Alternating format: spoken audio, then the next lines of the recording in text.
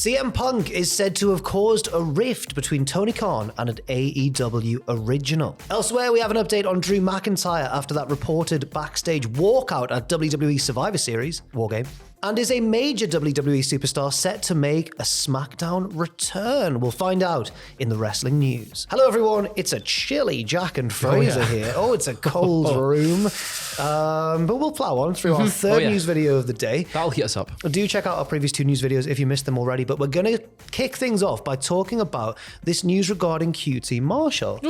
Now, he recently announced his departure from AEW. He thanked the company and said, it's been a great time, but I'm off now, citing that the company was going in a different direction and he also wanted to go in a different direction. So it seemed quite amicable. It seems on the surface, it does seem that way. Obviously there might be other things behind the scenes, but his big statement the other day coming out being like, it's going in a different direction, and we've heard a little bit more. Well, yes, from this tweet from Wrestle Purist to suggest that CM Punk may have caused a rift between Tony Khan and QT Marshall that may have led to this decision. What did the tweet say, Fraser? It says, according to people in AEW, CM Punk didn't want QT Marshall to be a part of Collision and didn't see QTV as a productive part of Powerhouse Hobbs' presentation. Tony Khan took the blame/fall for the removal of QTV segments, which ultimately did damage Khan's relationship with Marshall. It seems like this is an influence of CM Punk just being like, don't want him at Collision, and it's meant that Tony has, of course, at that time sided with CM Punk. Like a lot of things were happening in AEW, it was we defer to Punk, which it's a shame that because QT Marshall has been, as much as many people aren't a fan of QT Marshall on screen, it seems like he had a big influence backstage that CM Punk coming in, maybe impacting that a little bit, and it's meant that someone who's quite essential to the company is now no longer there. Well, my first thought here is as well, and I agree with all of that, and my first thought there as well is that this is another example of the problems that were all caused or stemmed from Punk being given entire sort of control over Collision, which seemed to have been, we don't know it explicitly, but it very much seems like Collision was a show created and kind of given to him, certainly to tempt him or to get him to come back after the suspension.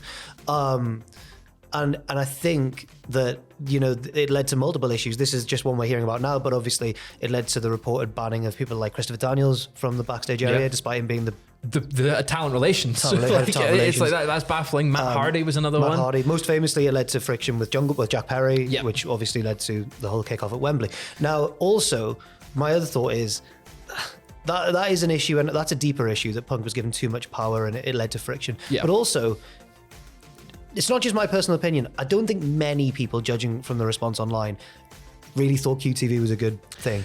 Yeah, I think it seems unanimously was, this is a bad use of Powerhouse Hobbs. Right. Specifically for Hobbs. It wasn't a great thing in total. Like, I don't think it was going to make QT Marshall this great thing on TV. But I think unanimously it was, this is a waste of someone who's such a talent like Hobbs. And I imagine probably, just from the way that we've seen things reported in the past, that Punk probably wasn't too gentle when he...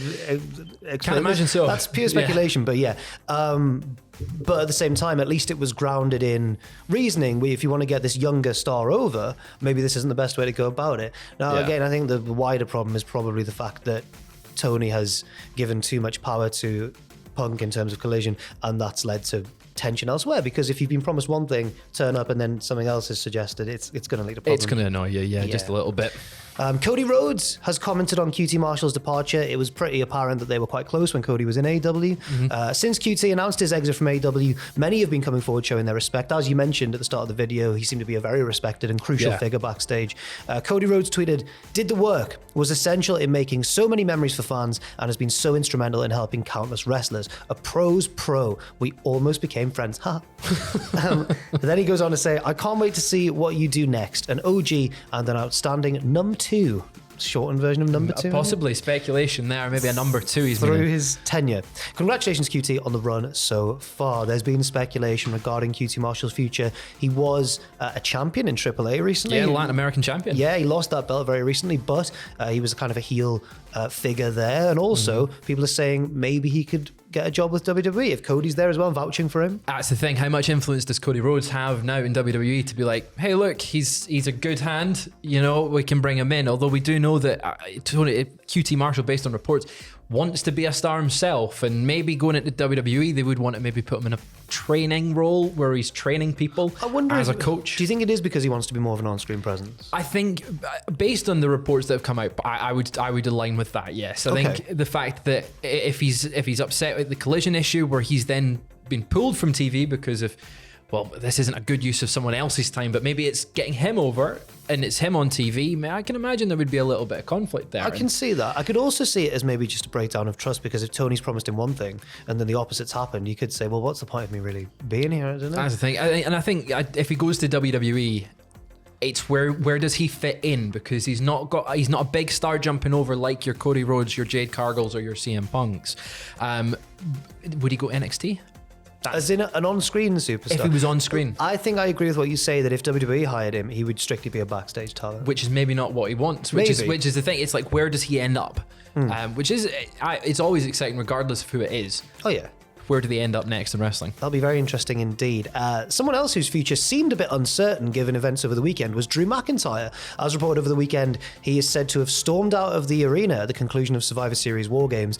The Seth Rollins reaction to CM Punk has since been reported to be a work, setting up a future feud between Rollins and Punk, whereas Drew's kind of took place off camera. He was backstage apparently and was clearly angry. Yes, hoodie on, slamming doors, walking out the arena before, as soon as he could, really, is what was reported on. But the reports were suggesting as well that it might not necessarily have just been to do with CM Punk. It could have been issues broader than CM Punk within WWE. We've also, I think this kind of builds on the recent contract uncertainty with Drew, what's going to be in his future and everything. He appeared on Raw this past Monday though, and in an update from PW Insider, they've suggested that whatever happened at Survivor Series seems to have dissipated and that Drew was in good spirits prior to the taping. There was a photo that Dixie Carter put on Twitter, which Dixie Carter was backstage, which is crazy. It was in Nashville. I guess that makes it a little bit less crazy, but it's still weird. It's still weird. Dixie Carter's there with Bruce Pritchard. They're standing on the ramp, and you see in the background Seth and Drew having a wee chit chat. Drew looked in good spirits, so it's a nice sign that maybe whatever was the issue on Saturday night, by Monday things have calmed down a little bit in for Drew in that sense. And I think further evidence to support your point there would be the fact that he was in a featured segment of the show with Seth Rollins. Obviously there was the headbutt. Apparently that was an accidental blade job. He accidentally busted himself hard way. Apparently when he delivered the headbutt, he caught himself on a bit of the belt. So that's unfortunate. But it kind of added to the drama of the segment. Very 90s with a leather jacket, boots, high socks, and just underwear. Okay. It was very Shawn Michaels. That's very good. Yeah. So it looks like Drew is part of this kind of continued feud with Seth Rollins going forward. And I've really been enjoying his character work recently as well. Fun. It's like he's a tweener. And it's nice to see that sort of like, he's a justified heel. And I'm liking that. I think he's more of a heel now, but you can kind of agree with everything he's saying.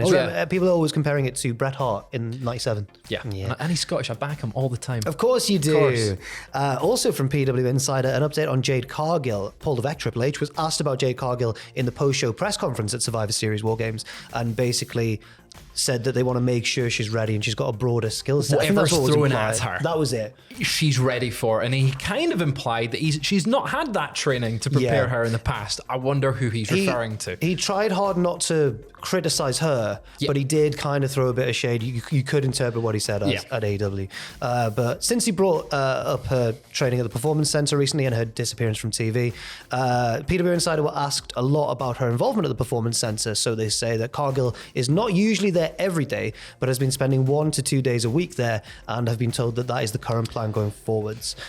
There's no official date for her set to come up to the main roster or even regularly appear on NXT, but WWE still sees her as a strong talent for the future and are in no rush to get her into her first storyline. And I think that's smart. Get her, as Triple H says, get her ready for whatever things that they throw at her, so that when she's on that stage, let's say it's a Royal Rumble or a WrestleMania or a big pay-per-view that she's in an opportunity, you don't want her cracking under the pressure because she's not been in that spot as much as she kind of has in AEW.